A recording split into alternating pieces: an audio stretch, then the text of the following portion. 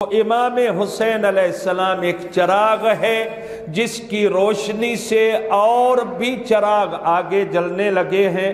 وہ ہدایت کے چراغ تھے، وہ امامت کے چراغ تھے، وہ رہنمائی اور قیادت و ولایت و امامت کے چراغ تھے۔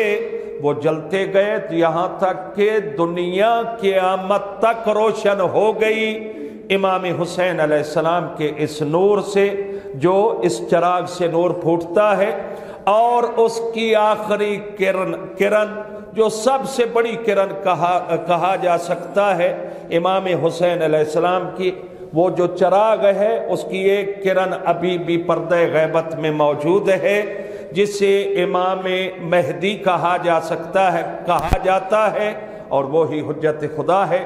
اسی کے وجود سے یہ دنیا قائم ہے، اسی کے وجود سے یہ پوری دنیا کو اللہ رزق دے رہا ہے۔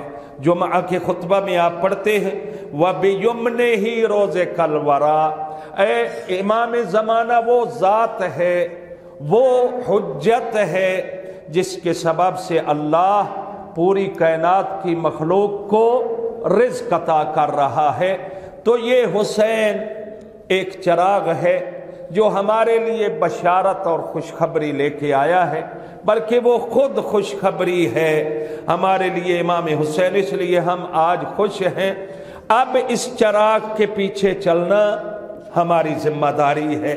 اب روشنی تو ہو گئی، ویسے ہم دل اور آنکھ کے اندھے ہو جائیں، عقل کے اندھے ہو جائیں تو وہ علیحدہ بات ہے، لیکن خالق و مالک نے اپنی حجت کو تمام کر دیا ہے۔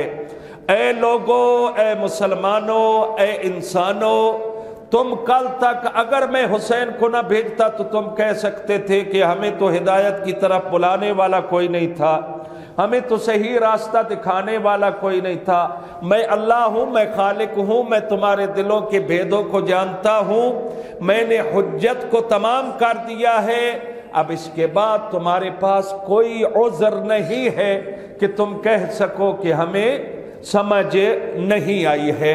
لہذا خالق کے کائنات نے راستہ دکھانے کے لیے رہنما ہمیں دے دیا ہے، اب راستہ ہم نے چلنا ہے۔ اور آپ دیکھتے ہیں جس سورہ مبارکہ کی 5 آیات کی میں نے تلاوت کی ہے، اس کو سورۃ الفجر کہتے ہیں۔ مختصراً آپ کی خدمت میں بیان کروں گا۔ سورۃ الفجر چھٹے امام جعفر صادق علیہ السلام